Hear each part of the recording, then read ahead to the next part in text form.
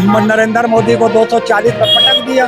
देश की जनता का नुकसान करना, कुछ और तो करना नहीं। प्रधानमंत्री तुम जब तक बैठे रहोगे कर कुछ नहीं पाओगे। आपका इतना गैर जिम्मेदाराना बयान, वो भी गृह मंत्री तरीपार का।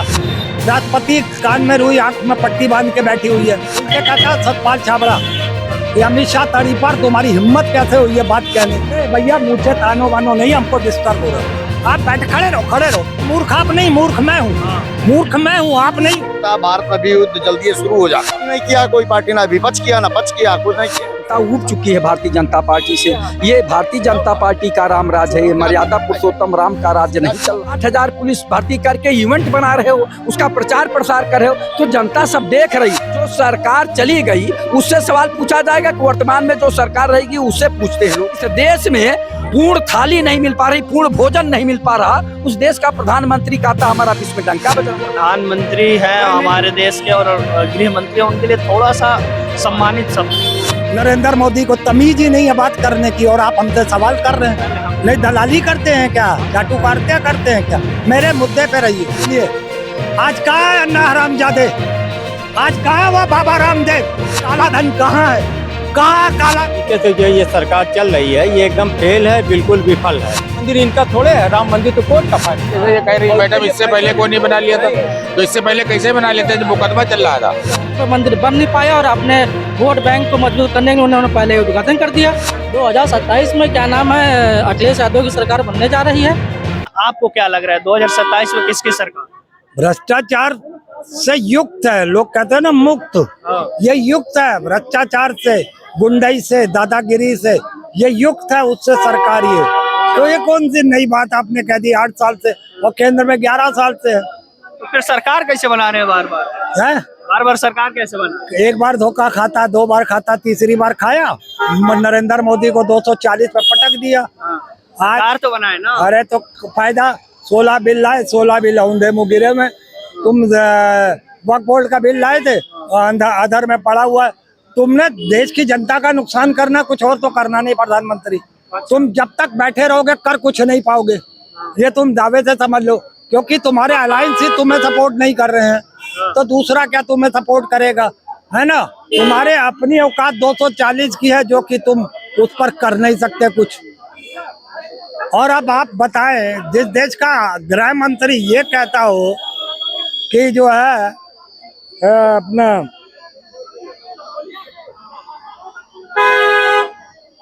चलिए बात में याद दिला नहीं बता रहा हूँ।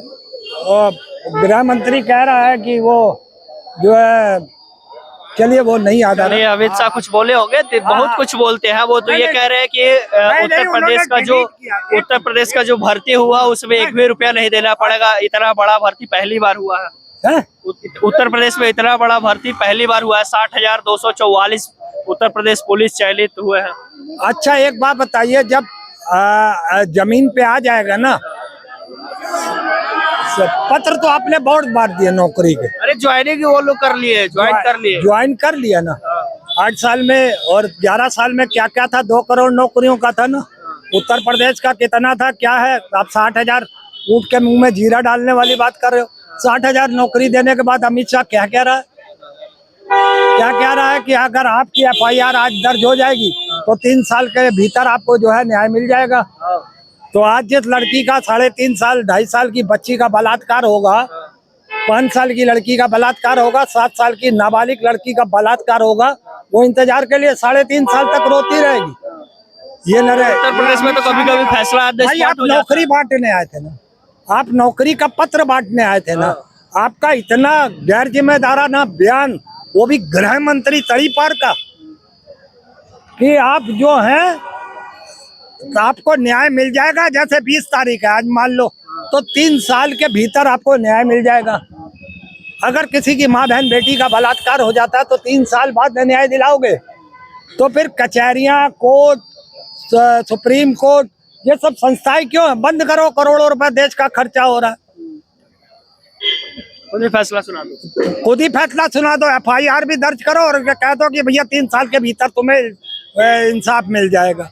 मतलब मजाक बना रखा है आपने। राष्ट्रपति कान में रुई आंख में पट्टी बांध के बैठी हुई है। सुप्रीम कोर्ट के जज बैठे हुए, बड़े से बड़े जो अपने आप को समाज सेवी बनते हैं, वो कभी अमित शाह के खिलाफ नहीं बोलते, क्योंकि न मर्दानगी इस देश में बहुत हो चुकी है। और खुल के कहता सतपाल छाबड़ा कि अमित शाह तड़ी पर तुम्हारी हिम्मत कैसे हुई है बात कहने की। अमित शाह क्या हमारे बच्चों का अगर बलात्कार हो जाए, कोई गुंडा कर जाए 3 साढ़े 3 साल। अभी आलमबाग में केस हुआ था, वर्मा नाम का लड़का गोलियों से भून दिया गया था पुलिस को। मैंने सैल्यूट मारा था पुलिस वालों को वहां पे। मैंने कहा था बहुत सही किया आप, नो फास्ट ट्रैक नो कुछ, ऑन द स्पॉट वो कुछ ही घंटों में फैसला दे दिया गया, ताकि खौफ बने लोगों के अंदर। मतलब आप भी चाहते हैं कि फैसला ऑन द स्पॉट दिया जाए? नहीं, मैं चाहता हूँ इस सरकार में न्याय नहीं मिलेगा, इसलिए ये कहना पड़ रहा मजबूरी में। नहीं तो इस तरीके के केसेस में फास्ट ट्रैक के तहत 3 से 6 में। अरे भैया मुझे तानो बानो नहीं, हमको डिस्टर्ब हो रहा। आप बैठ खड़े रहो, हमको डिस्टर्ब हो रहा ना। आप कभी यूं कर रहे हो, कभी यूं कर रहे हो, हमको डिस्टर्ब होता क्या है सर कि आप 2.5-3 साल की बच्ची के साथ अगर इतना सब कुछ हो जाए और आप कुछ करो ना, तो ये थोड़ा सा। और अभी आप कह रहे हो अमित शाह आज बोला, जो अभी मुझे याद आ गया वाकया, वो कह रहा है कि आपको देशवासियों को कुछ समय बाद, कुछ दिनों बाद आपको शर्म आएगी अंग्रेजी बोलने पर। तो भैया तुम्हारा बेटा अंग्रेजी बोलता है, बिहार में जाके नरेंद्र मोदी भाषण अंग्रेजी में देता है, आपके वित्त मंत्री सीतारमण जो है वो अंग्रेजी बोलती है, आपके पार्टी में कई ऐसे वरिष्ठ नेता हैं जो टॉप की अंग्रेजी बोलते हैं, टॉप में अंग्रेजी में भाई भाषा किसी की भी हो, अंग्रेजी हो, हिंदी हो, गुजराती। अब तुम गुजराती में क्यों बोलोगे, हम पंजाबी में क्यों नहीं बोलेंगे, ये तय तुम करोगे। जिसको भाई हिंदी भाषा हमारी राष्ट्रभाषा, हम बोलते ही हैं नॉर्मली, हम सिख परिवार से आते हैं, मगर हम आपके सामने अभी पंजाबी बोलने लगे, आपको समझ नहीं आएगा तो मूर्ख आप नहीं, मूर्ख मैं हूँ, आप नहीं हो। क्योंकि अज्ञानता मेरे में है कि मैं अपने जाति का ऊंचा उठाने के लिए पंजाबी बोल रहा हूँ। समझो, क्यों समझे हम तुम्हारी पंजाबी, जब नॉर्मली हिंदी भाषा चलती है तो वो भी यही बोल रहे होंगे कि अंग्रेजी ना बोल के हिंदी लोग बोलेंगे। भैया अंग्रेजी तो इंटरनेशनल लैंग्वेज है, आपको तो नौकरी में भी देश में हिंदी ज्यादा लोग समझते हैं तो बोलिए ना, उसमें किसने मना किया। हम भी तो रोज हिंदी बोलते हैं, उसमें तो हमें गर्व है। मगर अगर हम वही हिंदुस्तानियों के बीच, मुसलमानों के बीच में जाकर अगर पंजाबी बोलेंगे तो हम हाथ प्रत का हिस्सा खुद बनेंगे। तो अंग्रेजी की जहाँ जरूरत है वहाँ अंग्रेजी बोलो, जहाँ हिंदी की जरूरत है तुम्हारा बेटा अंग्रेजी बोले, मंत्रियों के बेटे अंग्रेजी बोले, वो तुम्हें नहीं है। तो ये सवाल ही क्यों ऐसा। अच्छा, उसके बाद उसी ट्वीट को आप डिलीट भी कर रहे हो कि यार ये मुद्दा तो साला अलग जा रहा है, इस पे तो बड़ी से कमेंट्स आ गए और सब खिलाफत ही कर रहे हैं, कमेंट्स आ गया, अब मारे डर के वो ट्वीट आपने कैंसिल कर दिया। तो ऐसी शर्मिंदगी उठाने से बेहतर है सोचो फिर बोलो। ये बताइए सर, 2027 में कौन किस पर भारी है? क्योंकि चुनाव 1-2 साल बाद है, लेकिन जो राजनीति है वो अभी से बहुत तेज गर्मा गई है और लगातार पार्टियां एक दूसरे पर आरोप प्रत्यारोप शुरू कर दी है। देखिए ऐसा है, 2027 की बात कर रहे हैं ना, 2027 का चुनाव पहले हो जाए तभी ये समझिए कि होगा चुनाव। वैसे तो हमें नहीं लगता होगा, क्योंकि जो विश्व का की स्थिति दिख रही है, कहीं ये युद्ध, कहीं वो युद्ध, कहीं वो युद्ध, हमें लगता है भारत में भी युद्ध जल्दी शुरू हो जाने वाला है। भारत में भी शुरू हो जाएगा और भारत पाकिस्तान इन समय जब युद्ध शुरू हो जाएगा तो चुनाव तो दूर की बात है। ये लोग अपना रोटी सेकना बंद करें और देश हित जनहित की बात करें और जनता के कल्याण की बात करें। अब इनकी राजनीति जो 70 साल से लूटने घसोटने की चल रही थी कि हम आएंगे तो हम लूटेंगे, तुम आओगे तुम लूटोगे, तुम आओगे तुम लूटोगे, मतलब लूट घसोट की जो राजनीति आपस में मिलकर चल रही थी, अब यह राजनीति चलने वाले देश की दशा स्थिति यह बता रही है कि देश आर्थिक दृष्टि से कमजोर हो चुका है। यूपी में 2027 में मान के चलिए कि चुनाव होगा भी, तो अरे होगा, इतना सस्पेंस में क्यों है? होगा नहीं हमें लग रहा, और अगर होता है आपके कहने अनुसार तो ये मान के चलिए कि मिली जुली सरकार बनेगी, कोई एक आदमी सरकार बनाने लायक नहीं है। ऐसा काम ही नहीं किया कोई पार्टी, ना विपक्ष किया ना पक्ष किया, कुछ नहीं किया, कोई नहीं। बस आप देख ही रहे हैं। सस्पेंस में रहेगा 2027? ऐसा नहीं है। भारतीय जनता पार्टी के क्रियाकलापों को, कार्यों को जनता ने देख लिया है। माननीय योगी आदित्यनाथ जी के जीरो टॉलरेंस भ्रष्टाचार मुक्त उत्तर प्रदेश, अपराध मुक्त उत्तर प्रदेश, ये सब देख लिया जनता ने। रोज आए दिन अपराध घट रहे हैं। लखनऊ शहर में मेट्रो सिटी है, यहाँ हो रहा है स्मार्ट सिटी, हाईटेक पुलिस है, यहाँ अपराध रोज हो रहे हैं। तो आप क्या बात करते हैं? जनता ऊब चुकी है भारतीय जनता पार्टी से। ये भारतीय जनता पार्टी का राम राज है, ये मर्यादा पुरुषोत्तम राम का राज्य नहीं चल रहा है। यहाँ रोज बड़े से बड़े भ्रष्टाचार हो रहे हैं। यहाँ के भारतीय जनता पार्टी का जिला अध्यक्ष और विधायक, आप ये बताइए कि निंदौरा गांव है, वहाँ जो है ग्राम पंचायत के जमीन पर कब्जा करा रहे थे। आप यही देख लीजिए कि आप, और इधर लोग कहते हैं कि रोज जो है कब्जे हटाए जा रहे हैं। तो ये सब है, ये केवल कहने के लिए भ्रष्टाचार आए दिन हो रहा। तहसील में चले जाइए, 1 मिनट, तहसील में चले जाइए तो लेखपाल से लेकर एसडीएम तक भ्रष्टाचार में लिप्त हैं। थाने में चले जाइए तो सिपाही से लेकर थानेदार तक भ्रष्टाचार में लिप्त हैं। और माननीय योगी आदित्यनाथ जी रोज कहते हैं जीरो टॉलरेंस, जीरो टॉलरेंस। आप ये बताइए, इतनी गर्मी पड़ रही है, अभी तक पूरे प्रदेश में इंडिया मार्ग का नल आधे से ज्यादा खराब है, उनकी मरम्मत नहीं हुई। पंचायत विभाग में इतना घोर भ्रष्टाचार है। आप ब्लॉक पे चले जाएंगे तो पंचायत सेक्रेटरी और ग्राम विकास अधिकारी और ब्लॉक डेवलपमेंट अधिकारी भ्रष्टाचार में लिप्त हैं। माननीय योगी आदित्यनाथ जी संत महंत मुख्यमंत्री हैं। 8 साल का समय हो गया, इन्होंने न कभी किसी तहसील में गए, न किसी थाने में गए, न किसी ब्लॉक में गए कि हमारे कर्मचारी जनता के साथ कैसा व्यवहार कर रहे हैं। तो ये जो है घोर भ्रष्टाचार चल रहा है। आए दिन जो है रोज बात निकल के आ रही है, उसके बाद भी जो है जीरो टॉलरेंस माननीय मुख्यमंत्री जी कहते हैं। वो तो कह रहे हैं कि हमने 60,244 सिपाही भर्ती करा दिया, 1 रुपया किसी को घूस नहीं देना पड़ा। बहुत अच्छा किए। आप ये बताइए, जिस प्रदेश में MSc PhD डिलीट करके, MA MSc काम करके, B.Ed BTC करके, ITI पॉलीटेक्निक करके, B.Tech M.Tech करके, D pharma, B pharma, M pharma करके और एक्सरे टेक्नीशियन, लैब टेक्नीशियन करके बच्चे बेरोजगारी का दंश झेल रहे हैं, कुंठा के शिकार हो रहे हैं। उसमें 60,000 पुलिस भर्ती करके लोग पीठ थपथपा रहे हैं अपने को। 60,000 ऊँट के मुंह में जीरा, जहां इतने तादाद में बच्चे इतने वेल क्वालिफाइड हैं, पढ़े लिखे हैं, आप बताइए उनको नौकरी नहीं मिल रही, उनको रोजगार नहीं दे रहे हो, और 60,000 पुलिस भर्ती करके इवेंट बना रहे हो, उसका प्रचार प्रसार कर रहे हो। तो जनता सब देख रही, वो भी रूटीन भर्ती है, कोई एक्स्ट्रा भर्ती नहीं किए हैं, ये रूटीन भर्ती है। आप बताइए, शिक्षकों की भर्ती नहीं कर रहे हैं, बल्कि कुछ स्कूल मर्ज कर रहे हैं। तो आप बताइए, फिर B.Ed और BTC करा क्यों रहे हो? उसको बंद कर देना चाहिए। जब नौकरी नहीं देना है तो उसको बंद कर देना चाहिए। तो ये भारतीय जनता पार्टी का रामराज है, न कि मर्यादा पुरुषोत्तम राम का रामराज है। दफ्तर दफ्तर भ्रष्टाचार, कौन है इसका जिम्मेदार? जिले जिले में भ्रष्टाचार, कौन है इसका जिम्मेदार? माननीय योगी आदित्यनाथ जी इसका जवाब दे। जब हम इनसे सवाल पूछते हैं भारतीय जनता पार्टी की सरकार वालों से, तो अन्य सरकारों पे दोष देने लगते हैं। आप बताइए, जो सरकार चली गई उससे सवाल पूछा जाएगा कि वर्तमान में जो सरकार रहेगी उससे पूछते हैं लोग? सत्ता से ही हम लोग सवाल पूछेंगे, जनता पूछेगी। जब जनता सवाल पूछती है तो ये लोग क्या कहते हैं? ये कांग्रेसी होंगे, ये जो है सपाई होंगे, ये कहेंगे। तो इससे ये लोग बच नहीं सकते। यानी इनसे सवाल करिए तो दूसरे पे दोष आरोप सरकार पर लगाएंगे, अपना नहीं बताएंगे कि हमने ये कारखाने लगाए, इतना विश्व लेवल का विश्वविद्यालय बनाए और विश्व लेवल का अस्पताल बनवाए, ये नहीं बताएंगे। आप ये बताइए, जिस देश में 140 करोड़ जनता में 81 करोड़ जनता आज भी 5 किलो राशन के लिए लाइन लगा के ले रही है, गरीबी बेबसी लाचारी में जी रही है, जिस देश में प्रति व्यक्ति आय कम होती जा रही है, उस देश का प्रधानमंत्री का डंका बज रहा है विश्व में, तो कैसे देश का विकास होगा? विश्व गुरु बनने की बात करते हैं। अरे भैया, आधे से ज्यादा लोग गरीब हैं, बेबस हैं, लाचार हैं, 81 करोड़ जनता, तो कैसे आप विश्व गुरु बनाएंगे? किस हिसाब से बनाएंगे? अर्थव्यवस्था बन गई।